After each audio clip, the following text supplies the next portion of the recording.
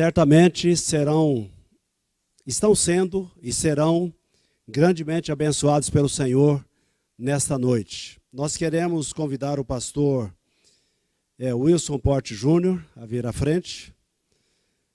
Pastor Wilson Porte Júnior, ele é professor, ele é presidente do seminário Martin Buster, ele é membro do Conselho da Coalizão pelo Evangelho, escritor com 5 livros, inclusive vai ter livro dele aí que você pode adquirir se você quiser. Ele é formado em teologia pelo Seminário Bíblico Palavra da Vida, mestrado em teologia pelo Seminário Pós-Graduação Presbiteriano da Universidade Mackenzie. Ele é doutorando em teologia pelo Seminário Teológico Puritano Reformado nos Estados Unidos e pastor da Igreja Batista Liberdade em Araraquara. Pastor Wilson, amém. Que Deus o abençoe. Amém, irmão. Que seja uma bênção como tem sido até aqui. Amém. Obrigado. Amém. Boa noite, irmãos. Graça e paz. É uma alegria muito grande poder voltar aqui a essa igreja querida. Eu já estive aqui 1 ou 2 vezes falando a vocês, falando em congressos passados, e para mim é mais uma vez uma alegria muito grande poder estar com vocês e falar de um tema que para mim é muito especial, que é esse que vocês escolheram para conferências, Santos e Prontos. E eu gostaria de falar a vocês especialmente sobre o nosso grande pastor, sobre o nosso bom pastor, sobre sermos santos e prontos e guardados por esse bom pastor, de que maneira ele nos guarda, de que maneira ele nos sustenta, de que maneira ele nos conduz, de que maneira ele nos protege.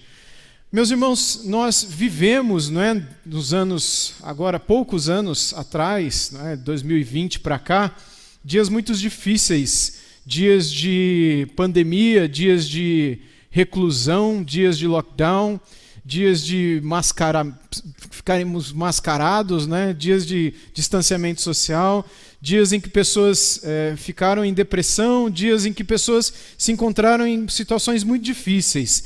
E em momentos muito difíceis, uma das passagens bíblicas que mais me vem ao coração, um dos textos que mais me vem ao coração é o texto dos Salmos, porque os Salmos nos falam muito ao coração e nos mostram muito Deus de perto. E um dos salmos que mais me fala ao coração sobre o estar perto de Deus é o Salmo 23, e é sobre ele que eu quero falar hoje à noite com vocês.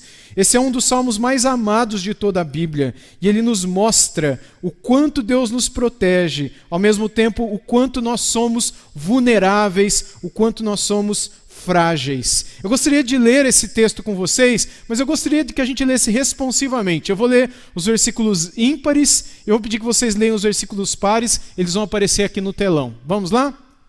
O Senhor é meu pastor, nada me faltará. Vocês?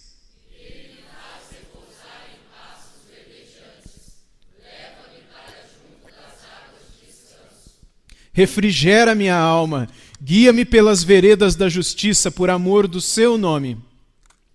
Ainda que eu ande pelo vale da sombra da morte, não temerei mal nenhum, porque tu estás comigo, o teu bordão e o teu cajado me consolam.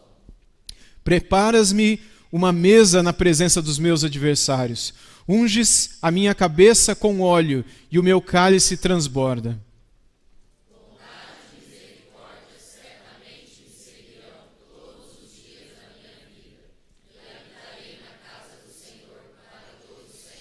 Amém? Que o Senhor abençoe a sua palavra. Voltando ao versículo 1, o texto nos diz que o Senhor é o meu pastor e que nada me faltará.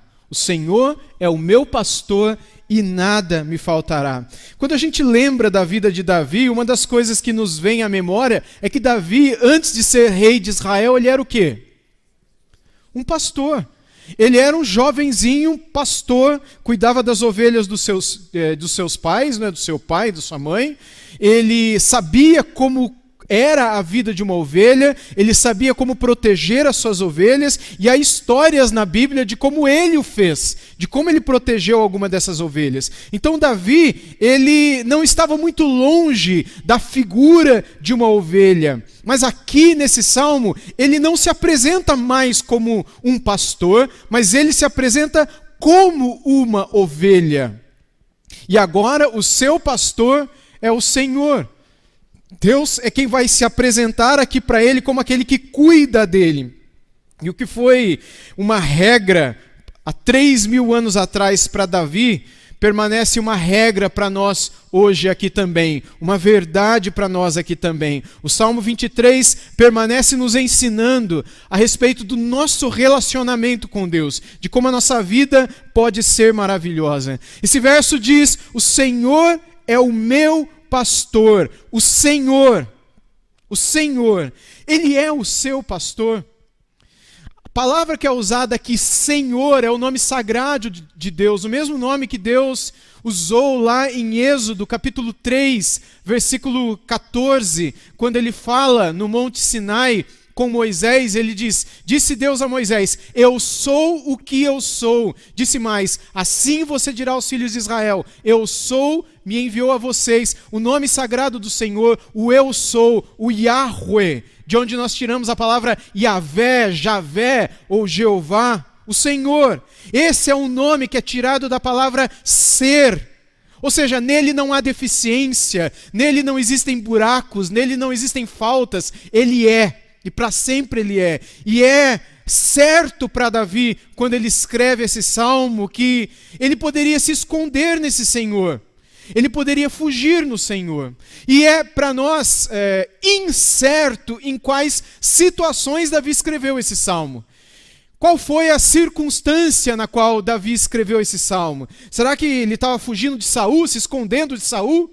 E ele diz, o Senhor é o meu pastor e nada me faltará? A gente não sabe. Será que ele estava fugindo de Absalão, seu filho? Será que ele estava cercado por algum exército inimigo? Em qual ocasião? A gente não sabe. Mas ele demonstra claramente que as suas necessidades seriam supridas. O seu pastor cuidaria dele. E ele diz, o Senhor, voltando para o verso 1, o meu pastor.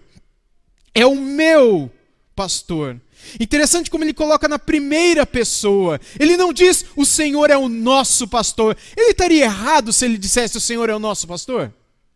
Não, mas ele prefere dizer, o Senhor é o meu pastor. É interessante que no Salmo 80, versículo 1, ele diz, dá ouvidos, ó pastor de Israel, tu que conduzes José como um rebanho, tu que estás entronizado acima dos querubins, mostra o teu resplendor. Havia essa compreensão de que o Senhor era pastor de todo Israel, mas para Davi, nesse salmo, ele prefere trazê-lo para mais perto de si, e essa ênfase pessoal no relacionamento com Deus é a ênfase que o Senhor espera que cada um de nós tenhamos com Ele também.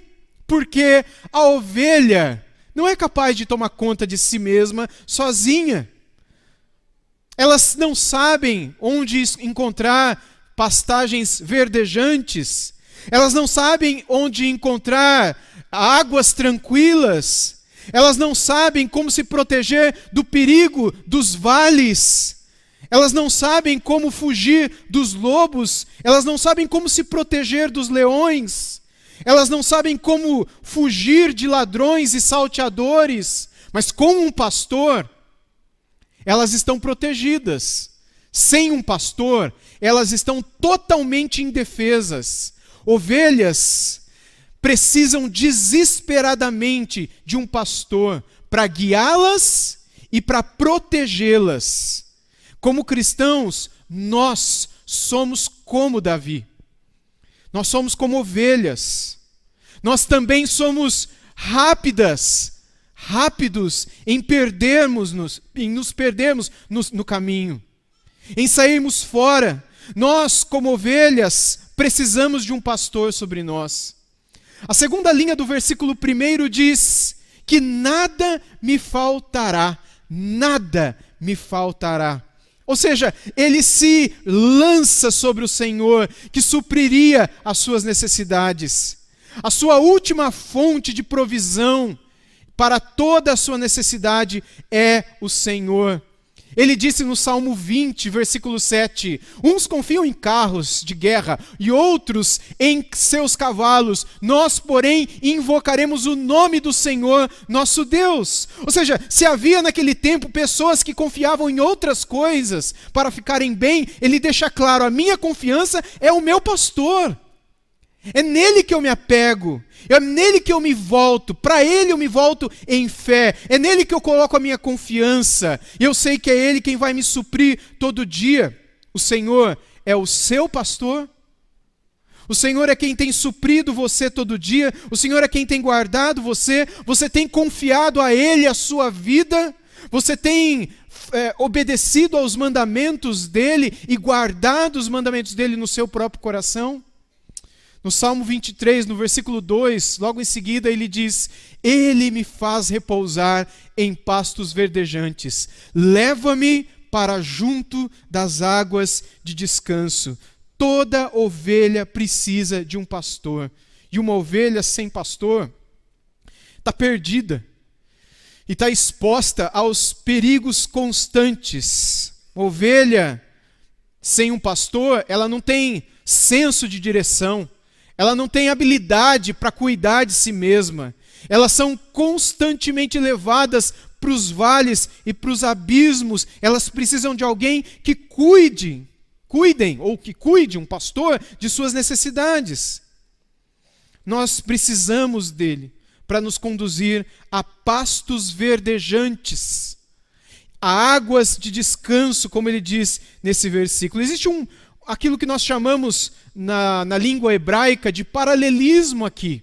Dentro da poesia hebraica, existe um recurso literário chamado de paralelismo, onde a linha A faz paralelo com a linha B, e aqui ele me faz repousar em pastos verdejantes, seria a linha A desse paralelismo poético hebraico, e a linha B seria leva-me para junto das águas de descanso. É como se ele dissesse a mesma coisa de formas diferentes. Seria para nós uma redundância, mas para os hebreus é uma coisa bonita, é uma coisa poética.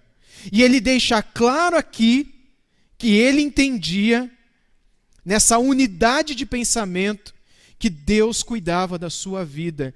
Ele me faz deitar, repousar em pastos verdejantes. Ele confessa que no meio das pressões da vida, no meio de muito estresse, de muita pressão, ele pode ser levado a deitar em pastos calmos e verdejantes. Como é que Deus nos faz deitar em pastos verdejantes no meio de momentos difíceis da nossa vida? O Senhor, ele nos acompanha em momentos difíceis da nossa vida de duas formas. Tanto de uma forma interna, quanto de uma forma externa. Internamente, dentro da alma de Davi, Deus, ele cria uma espécie de fome pela sua palavra. Fome que Deus somente pode gerar, apenas Deus pode criar esse apetite na alma por esse sustento espiritual, por esse alimento que vem nos sustentar. Lembra daquilo que Moisés escreveu em Deuteronômio 8, versículo 3? Ele diz, ele humilhou vocês, ele os deixou passar fome, ele os sustentou com o maná, que vocês não conheciam e que nem os pais de vocês conheciam, para que vocês compreendessem que o ser humano não viverá só de pão, mas de tudo que procede da boca do Senhor. Quem disse isso daqui no Novo Testamento também? Jesus. Nem só de pão viverá o homem, mas de toda palavra que procede da boca do Senhor. Jesus usou o texto de Moisés em Deuteronômio para responder a Satanás em uma tentação que o diabo fez a ele. Nós precisamos nos alimentar das Escrituras diariamente. Nós precisamos criar uma fome pelo Senhor, algo internamente, que leve-nos a uma fome dele, uma fome pela sua palavra, uma fome pela sua presença, um desejo muito grande por ele, para que então nós possamos deitar em pastos verdejantes. Nós não deitaremos se não tivermos fome por sua palavra. O Salmo 19:10 diz assim para nós: são mais desejáveis do que o ouro, mais do que muito ouro depurado, e são mais doces do que o mel e o destilar dos favos.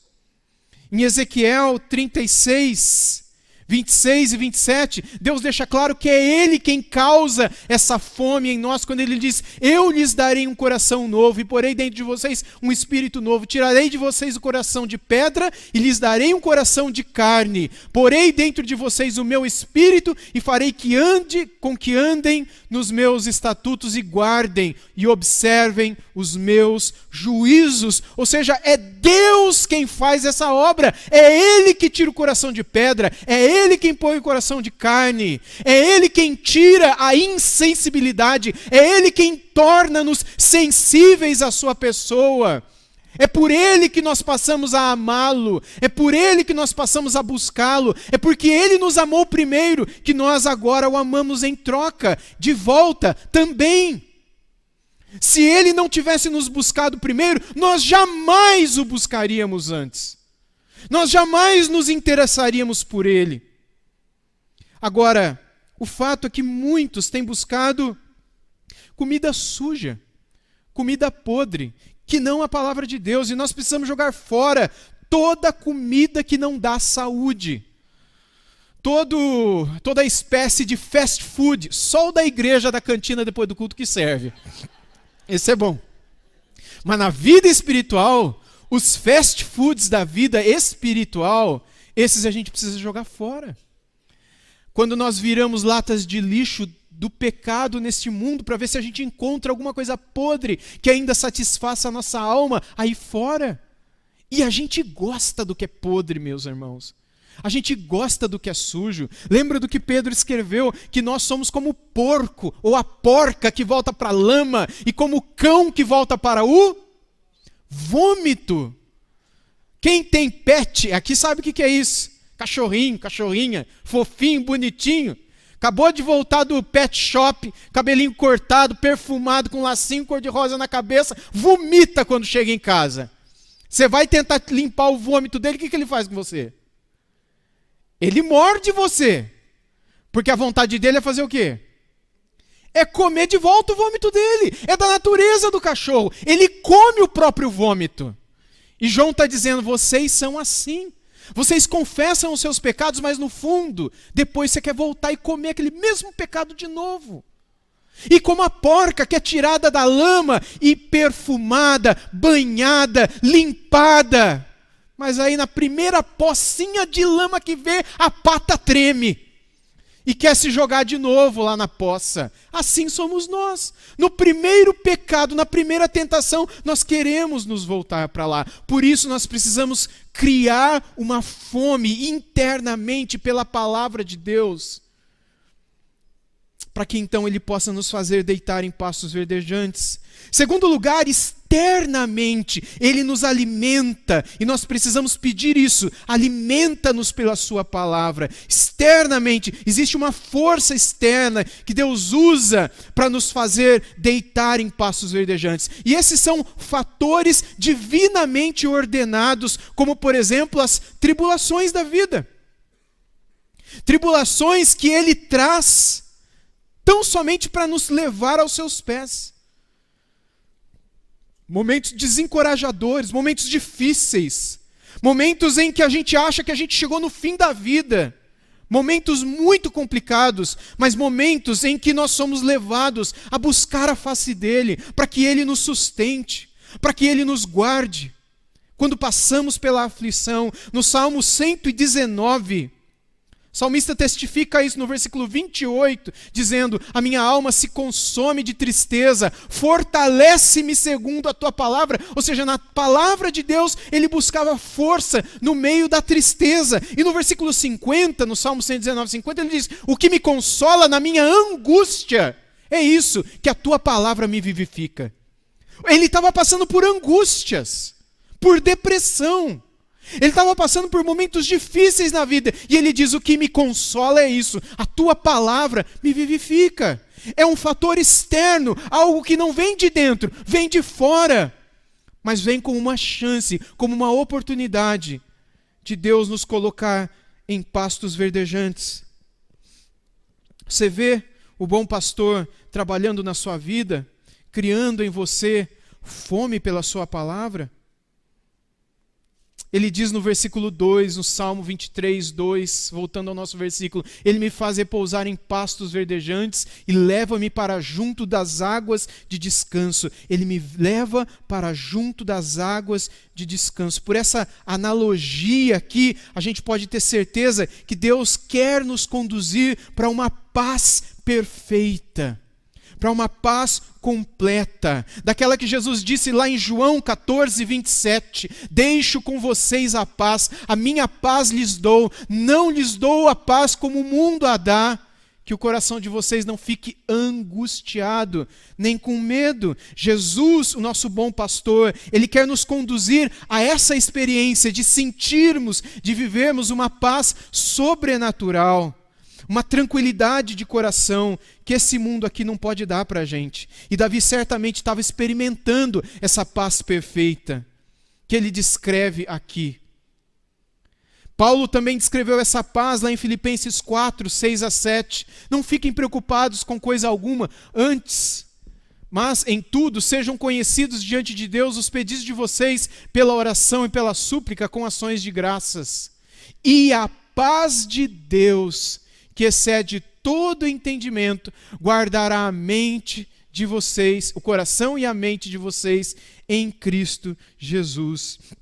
Ou seja, do lado de fora, mesmo que nossas tribulações turbulentas, revoltas, venham no meio de uma tempestade querendo nos destruir, do lado de dentro nós temos alguém tranquilizando, nos dando paz, uma paz que excede todo entendimento. E aqui nós temos duas questões importantes. Primeira, você está se alimentando da palavra de Deus? Esse salmo clama para você e para mim, para que nós nos deitemos sobre pastos verdejantes. E para isso nós precisamos ter fome destes pastos. Fome desse pão, fome desse chão sagrado onde Moisés um dia pisou, fome dessa presença. Você tem fome dele, você o lê, você o estuda, você memoriza o que ele diz, você medita sobre o que ele falou e você se satisfaz. Pode ter certeza que quando você estiver fazendo tudo isso, você se satisfará e se fortalecerá em tudo aquilo que ele quer dar para você. A única coisa que ele quer fazer para você, em segundo lugar, é que você olhe para ele e siga. Siga nesse caminho no qual você vai descansar. Você está seguindo Cristo. Nunca se afaste do seu pastor. Fique bem perto dele. Jesus o tempo todo dizia para os seus discípulos, fiquem perto de mim, me sigam. Em Mateus 9:9, ele disse isso para Mateus. Quando Jesus saiu dali, viu um homem chamado Mateus sentado na coletoria e disse, siga-me. E ele se levantou e o seguiu. A mesma coisa ele disse para Filipe em João 1:43. No dia seguinte, Jesus resolveu ir para Galiléia, encontrou Filipe e disse, siga-me. Ele disse para Pedro também, depois que Pedro o traiu, Jesus disse isso para significar que tipo de morte Pedro havia de glorificar a Deus. Depois de falar assim, Jesus acrescentou, siga-me. E aos seus discípulos, ele também disse em Mateus 16:24, então Jesus disse aos seus discípulos, se alguém quer vir após mim, negue a si mesmo, tome a sua cruz e siga-me. Ou seja, o chamado dele é para que você o siga de perto. No versículo 3 do Salmo 23, voltando ao Salmo 23, nós temos, refrigera a minha alma, guia-me pelas veredas da justiça, por amor do seu nome. Ou seja, possuindo toda a fraqueza de uma ovelha, Davi sabia que ele precisava de um pastor para restaurar e guiar. Duas coisas que nós precisamos aqui, restauração e direção. Alguém que nos guie. E agora nesse versículo 3 o que nós vemos é isso, é que ele, o Senhor, pacientemente restaura as nossas almas. e guia os seus escolhidos nos caminhos da justiça. Refrigera a minha alma e guia-me pelas veredas, não do pecado, mas da justiça. Ele começa dizendo: restaura a minha alma, restaura. Ou seja, coloca de volta no seu devido lugar. Traz ela de volta. A ideia é para algo ou alguém que havia saído desse lugar, que havia se desviado do verdadeiro lugar. Por exemplo, Jesus restaurou Pedro ao seu ministério, depois que Pedro negou 3 vezes. Jesus vai até ele e o chama de volta para o ministério. Em João 21, versículos 15 a 17, nós lemos assim: depois de terem comido, Jesus perguntou a Pedro: Simão, filho de João, você me amas mais do que esses outros me amam? E ele respondeu: sim, Senhor, sabes que eu o amo. E Jesus lhe disse: apacenta os meus cordeiros. Jesus perguntou pela segunda vez: Simão, filho de João, você me ama? Ele respondeu: sim, o Senhor sabe que eu o amo. E Jesus lhe disse: pastorei as minhas ovelhas. E pela terceira vez Jesus lhe perguntou: Simão, filho de João, você me ama? E Pedro ficou triste por Jesus ter perguntado pela terceira vez. Quantas vezes Pedro negou Jesus? Pela terceira vez Jesus perguntou: você me ama? E ele respondeu: o Senhor sabe todas as coisas, sabes que eu o amo. Jesus lhe disse: apacenta minhas ovelhas. Na mesma quantidade de vezes que Pedro negou a Cristo, Cristo permitiu que ele dissesse: eu te amo. No mesmo momento em que Cristo estava restaurando-o de volta ao ministério. Essa restauração agora, sobre a qual Davi fala, na qual ele toca, é uma restauração da graça, é uma restauração que vem por meio da palavra. É o que diz o Salmo 19, versículo 7. A lei do Senhor é perfeita e restaura a alma. O testemunho do Senhor é fiel e dá sabedoria aos simples. O Senhor nos restaura, a palavra dele restaura. Ele faz com que a gente volte ao primeiro amor, como ele diz no livro de Apocalipse. Ele restaura o nosso ser, ele restaura o nosso coração. Quando nós estamos para baixo, o Senhor nos coloca para cima. Quando nós estamos desencorajados, o Senhor nos encoraja. Quando nós estamos secos, o Senhor nos aviva.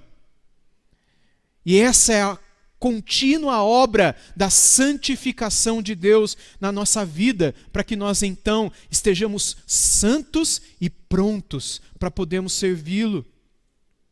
Talvez você esteja se sentindo distante do Senhor hoje. Seja encorajado então ao saber que o Senhor continua trabalhando em você, trabalhando na sua alma, tanto para a glória dele, quanto para o seu bem também. Em Filipenses 2,13, a palavra nos diz que, porque Deus é quem efetua em vocês tanto querer como realizar, segundo a sua boa vontade. Ele está realizando a obra dele na sua vida. Ele diz lá no versículo 3, e guia-me mansamente. Meus irmãos, nos caminhos da justiça, por amor do seu nome. Esse guiar do Senhor é sempre no caminho da justiça. Sempre no caminho da justiça, nunca no caminho do pecado. Davi nunca poderia culpar a Deus por suas falhas morais. Eu pequei por causa disso, Senhor. Eu pequei por causa daquilo, Senhor. Porque o Senhor isso, porque o Senhor aquilo. Essa responsabilidade dos seus pecados recaíam somente sobre ele mesmo, sobre Davi. E a grande questão é, será que nós estamos seguindo no caminho da justiça?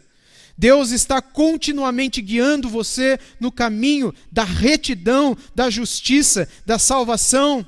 Você está perseguindo a vontade dele?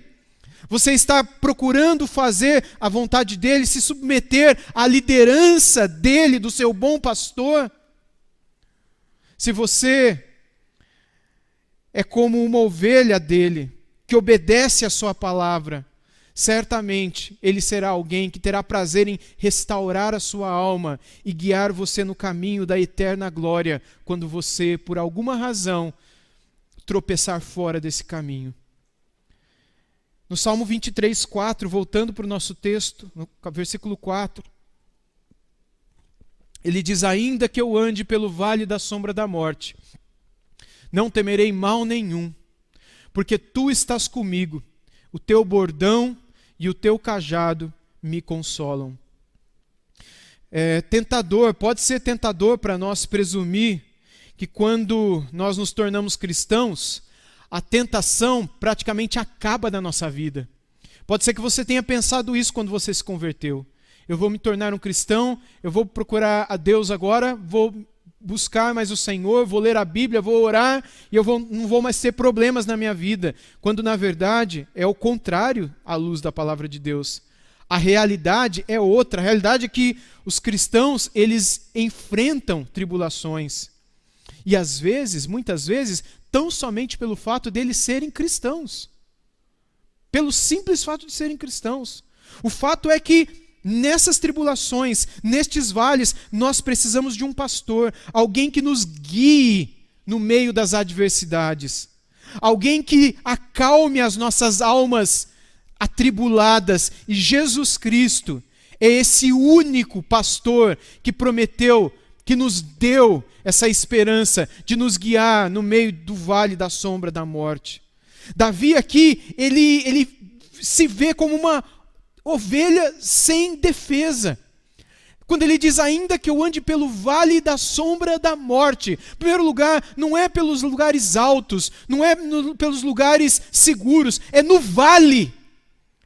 É lá embaixo. É no terreno alterado. É onde eu me sentirei mal. É onde é perigoso. É onde enterram pessoas. É onde a morte reina.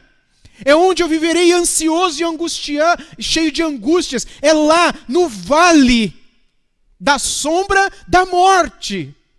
Eu não terei o que temer, porque o Senhor vai estar comigo lá.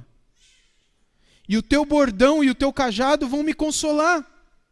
Não importam as circunstâncias que a vida levantem sobre mim, eu não tenho que temer. E a palavra temer aqui é sentir terror, pavor. Eu não temerei, eu não terei pavor, medo, terror de alguma coisa. Pensando em todo o mal que poderia circundar Davi naquela situação, ele sabia que ele poderia experimentar uma paz sobrenatural que vinha de Deus e agarrava o seu coração. Uma calma inexplicável que preenchia a sua alma. E essa mesma verdade está sobre a sua vida e a minha vida hoje também. Porque nós temos o mesmo Senhor, nós temos o mesmo pastor. Nada pode tirar a nossa vida prematuramente. Se nós estamos nas mãos do Senhor, nós estamos seguros, porque nós estamos diante da face dele. É o que Jó 14:5 diz para nós. Visto que os dias do ser humano estão contados, o número dos seus meses está nas tuas mãos, traçaste limites, além dos quais não passará. Ou seja, as nossas vidas estão diante da face de Deus. Tudo está diante da face de Deus. E Ele está comigo, o versículo diz, pois tu estás comigo, tua vara e teu cajado me consolam. Essa é uma paz que é um rolo compressor sobre a nossa vida. Uma paz que excede todas as coisas. Porque Ele está comigo. Então Ele traz essa paz que acalma, que se distingue de todo temor daqueles não cristãos, que quando passam pelo mesmo vale, se desesperam e não sabem o que é vida, o que é alegria, o que é paz. As mesmas tribulações pelas quais você passa, os não cristãos passam também, mas eles não sabem o que é paz. Eles se desesperam. Eles procuram um refúgio e não encontram. Vão encontrar num pecado, vão encontrar nas drogas, vão encontrar no álcool, vão encontrar em relacionamentos, vão tentar se distrair, vão tentar encontrar um refúgio em algum prazer, em algum vício, em algum pecado. Mas não encontram refúgio verdadeiro, até que dão fim à própria vida, ou até que são adotados pelo Pai como filhos de Deus e têm as suas vidas transformadas. Interessante que quando Satanás falou com Deus a respeito de Jó e sobre a proteção de Deus em Jó, ele diz o seguinte, Jó 1:11. Mas estende a tua mão, disse Satanás, né? E toca em tudo que ele tem para ver se ele não blasfema contra ti na tua face. E Deus, então, ele diz no versículo 12, né? Então o Senhor disse a Satanás, você pode fazer o que quiser com tudo que ele tem, só não estenda a mão contra ele. Então Satanás saiu da presença do Senhor. Ou seja, Deus estabelece limites. Deus estabelece fronteiras, Deus está cuidando de Jó como Ele cuida de você. Como Martinho Lutero disse na Reforma, o diabo é um leão, sim, como Pedro escreveu, mas ele é um leão preso numa coleira, e o Senhor está segurando essa coleira. Ele não avança sobre você se Deus não deixar, Ele não te tenta se o Senhor não permitir. Jesus prometeu que Ele estaria conosco todos os dias. Ele não deixa de olhar para a gente, Ele não deixa de nos proteger, Ele não deixa de nos guiar. Tu estás comigo, a tua vara e o teu cajado me consolam. Ele disse isso em Mateus 28:20. Ensinando-os a guardar todas as coisas que eu tenho ordenado a vocês, e eis que estou com vocês todos os dias até o fim dos séculos. Foi a promessa dele, estar conosco todos os dias até o fim. Ele nunca nos abandonaria. E ele diz no versículo 3, a teu bordão e o teu cajado. Davi adiciona aqui esses dois instrumentos que o pastor usava para cuidar das suas ovelhas. O bordão, que ele usava como uma espécie de taco de beisebol para bater em lobo e leão e qualquer bicho ou salteador que quisesse vir roubar as ovelhas dele ou do seu senhor. Mas o cajado também, que era usado como uma espécie de, era uma vara, né, com uma espécie de gancho na ponta, que era usado tanto para dirigir as ovelhas como para proteger as ovelhas também, não deixar que elas se emaranhassem no meio de arbustos, caíssem em algum buraco, ou se caíssem no buraco, fossem lá com o gancho do cajado e tirassem ela de lá. Dois instrumentos, cajado e bordão, que são emblemáticos aqui nas mãos do Senhor, o nosso pastor, para nos proteger, mostrando para nós que Ele vai nos dar conforto. E essa palavra conforto vem da mesma palavra do nome Naim e Neemias em hebraico, que tem a mesma raiz, palavra Naim, de onde é tirado o nome Naum, o nome Naim e o nome Neemias. É tudo da mesma raiz hebraica, que implica que Ele vai cuidar de nós e nos confortar em tempos difíceis, em tempos de dificuldade. Caminhando no Salmo, no versículo 5, 23:5, ele diz o seguinte: preparas-me uma mesa na presença dos meus adversários, unges a minha cabeça com óleo e o meu cálice transborda. Agora, no versículo 5, a metáfora ela muda completamente. Agora, ele sai do campo, ele sai da grama, ele sai do rio, ele sai do vale e ele entra no palácio. Ele se assenta numa mesa e graciosamente ele é um convidado. Davi é um convidado no banquete onde uma vasta quantidade de comida é colocada sobre a mesa. A cena muda completamente de um lugar frio, que era o vale da sombra da morte, para um lugar bem aconchegante.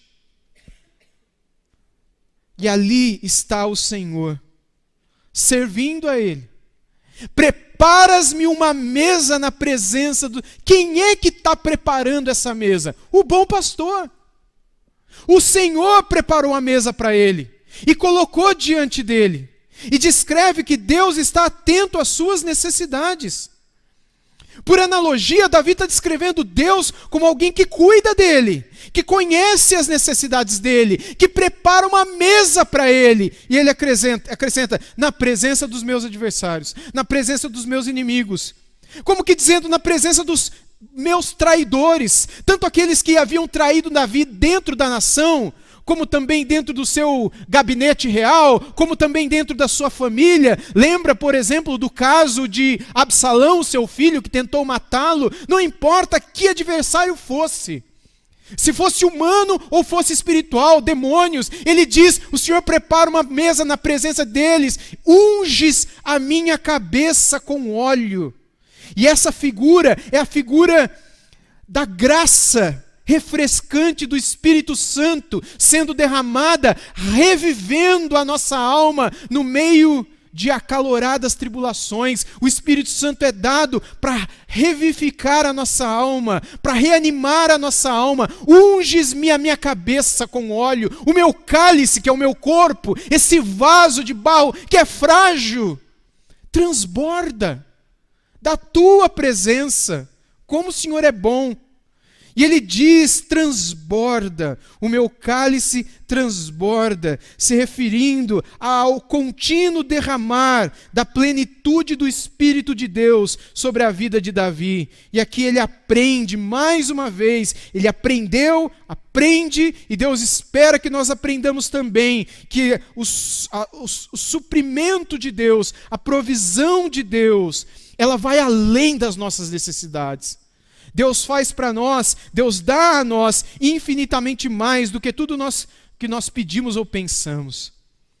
E então nós chegamos no versículo 6, o último versículo dessa noite, que diz, bondade e misericórdia certamente me seguirão todos os dias da minha vida, e habitarei na casa do Senhor para todo o sempre.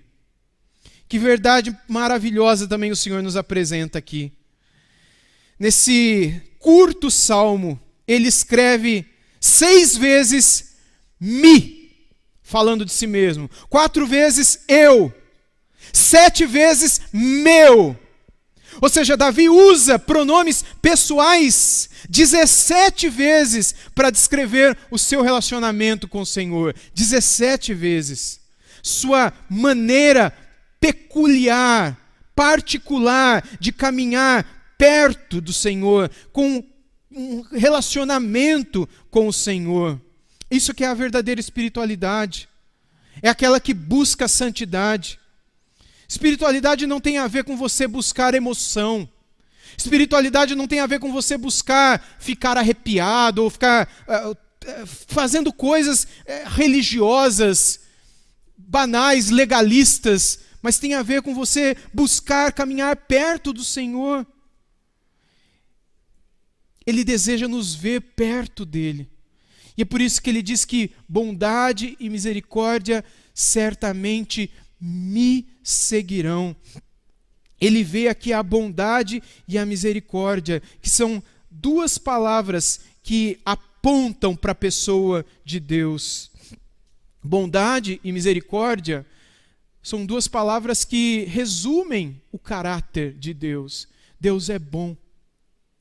E Deus é graça, misericórdia. A palavra misericórdia aqui é também traduzida como amor leal, amor fiel, amor indestrutível, graça fiel, graça imerecível. 2 atributos de Deus que representam o próprio Deus. Ele diz, me seguirão todos os dias da minha vida, eu que sou um pecador, eu que sou falho, eu que vivo no vale da sombra da morte, eu que estou precisando de restauração, como ele diz também aqui no versículo 3, eu, não é alguém perfeito, não é alguém que está perto, não é alguém já restaurado, não é alguém já santo, não é alguém já glorificado, sou eu, um vaso frágil, um vaso trincado, vulnerável, que carece da graça dele.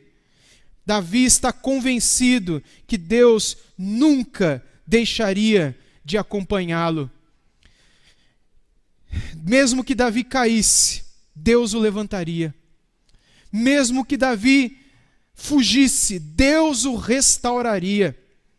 E Davi testifica isso no Salmo 37, versículos 23 e 24, quando ele diz, o Senhor firma os passos do homem bom e se agrada do seu caminho.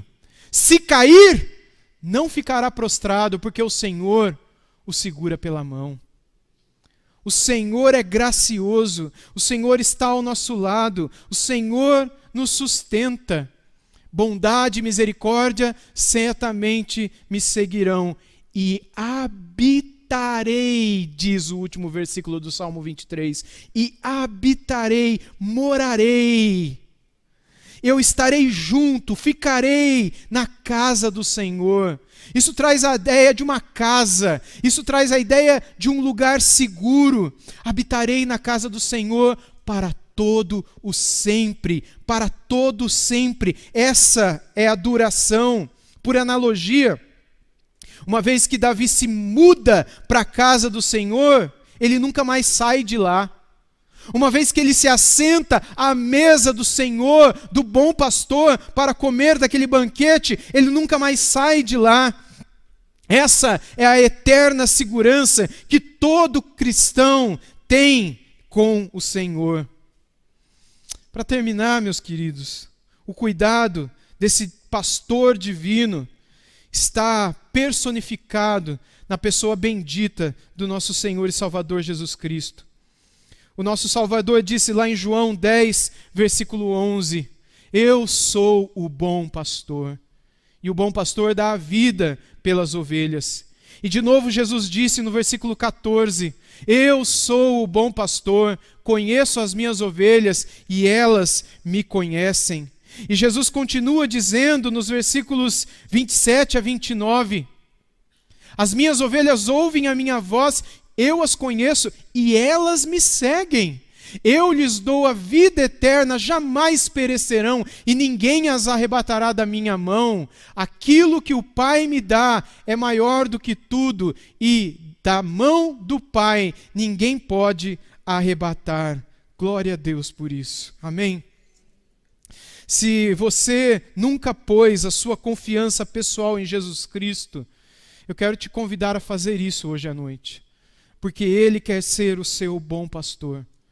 Ele quer te segurar firme em suas mãos. Se você nunca se voltou para Ele, para dar a sua vida a Ele, para pôr a sua confiança nele, mesmo que você tenha nascido na igreja, mesmo que você tenha estado no meio de pessoas cristãs durante muito tempo, mas você nunca se virou contra o pecado para se entregar de corpo e alma ao Senhor, para viver de forma séria a vida cristã, eu quero te convidar a tomar uma decisão hoje à noite, para que você hoje à noite passe a viver de um modo sério com o Senhor. Que você se arrependa dos seus pecados, porque Ele pode te perdoar dos seus pecados.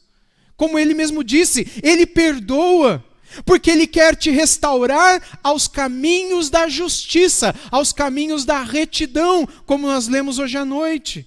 Ele é aquele que quer pôr dentro de você o Espírito Santo dEle. Ele quer colocar uma nova vida dentro do seu coração. E mais do que tudo, quando você morrer, esse bom pastor quer conduzir você pelo vale da sombra da morte até a casa do Pai na glória. E Ele vai te conduzir até o seu trono de glória e de graça. Ele vai te conduzir até a própria presença do seu Pai. E para lá você vai para viver para sempre e sempre. Se você deseja fazer isso hoje à noite, eu quero te convidar a fazer uma oração nessa hora. Enquanto eu estiver orando aqui na frente, ore também no seu coração, dizendo, Senhor, eu quero ser Teu. Senhor, eu não quero mais viver para o pecado. Senhor, eu não quero mais viver como eu tenho vivido até aqui. Eu quero nascer de novo. Eu quero uma nova vida. Perdoe os meus pecados. Me salva de mim. Me salva desse mundo. Me salva. Diga isso para o Senhor. E depois procure um dos pastores, talvez o pastor da sua igreja. Se você é desta igreja, o pastor dessa igreja. Se você não é desta igreja, o pastor da sua igreja. Se você não é de igreja nenhuma, procure uma igreja saudável. Fale com alguém que possa te ajudar a dar os seus primeiros passos na fé com o Senhor. Vamos orar? Senhor, muito obrigado pela Tua graça e pela Tua misericórdia, que são imerecíveis. Obrigado pela Tua bondade. Obrigado pelo Seu amor. Obrigado porque, como cantamos hoje à noite, o Senhor levou sobre si todos os nossos pecados e as nossas culpas, as nossas iniquidades, a nossa sujeira, a nossa podridão, para que a gente pudesse ser perdoado e então, uma vez limpos, ó Deus, e perdoados, purificados, pudéssemos então ser alimentados por esse bom pastor, pudéssemos ser levados a pastos verdejantes, pudéssemos ter a alma satisfeita, refrigerada, com águas tranquilas nas quais o Senhor nos fará deitar e beber. O Senhor é aquele que vai nos conduzir por toda a vida até o final. O Senhor é aquele que fará com que, mesmo nos momentos mais difíceis da nossa vida, quando estivermos atravessando vales da sombra da morte, o Senhor não deixará com que a gente sinta medo nenhum, porque Tu estarás com a gente. E a Tua vara e o Teu cajado nos consolarão e nos darão paz. Obrigado por essa certeza de que o Senhor tem preparado muita coisa para nós. E que a Tua bondade e a Tua misericórdia certamente sempre nos seguirão, até o último dia da nossa vida, e nós habitaremos na Tua presença para todo sempre. Nós Te louvamos, porque o Senhor veio para nos trazer essa certeza e essa graça, não porque merecemos, mas porque o Teu amor é infinito. Nós Te louvamos e Te agradecemos, em nome de Jesus. Amém.